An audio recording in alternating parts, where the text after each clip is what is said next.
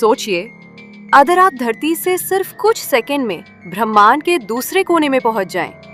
सुनने में ये साइंस फिक्शन लगता है, लेकिन साइंस में इसे वर्म होल कहा जाता है। वर्म होल असल में स्पेस टाइम का एक शॉर्टकट होता है जो ब्रह्मांड के दो बहुत दूर के हिस्सों को एक टनल की तरह जोड़ देता है।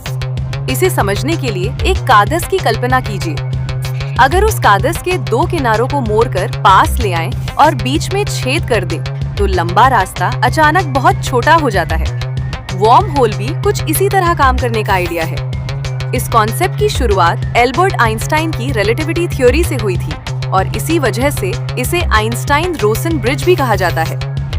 वैज्ञानिक मानते हैं कि जब बहुत ज्यादा ग्रेविटी स्पेस टाइम को मोड़ देती है, तब वर्म होल बनने की संभावना हो सकती है। ऐसे एक्सट्रीम हालात अक्सर ब्लैक होल के आसपास मिलते हैं, लेकिन एक बड़ी समस्या ये है कि वर्म होल्स बहुत अनस्टेबल होते हैं और ज्यादातर मामलों में वे 1 सेकंड से भी कम समय में कोलैप्स हो सकते हैं। कुछ वैज्ञानिकों का मानना है कि अगर कभी हमें एक्सोटिक मैटर जैसी अजीब एनर्जी मिल जाए, तो शायद हम वर्म होल को स्टेबल रख सकें। अगर ऐसा कभी संभव हुआ, तो इंसान कुछ ही सेकंड में लाखों लाइट ईयर्स दूर यात्रा कर सकेगा और तब ब्रह्मांड की दूर दूर की गैलेक्सीज तक पहुंचना शायद सिर्फ एक पल की दूरी रह जाएगी।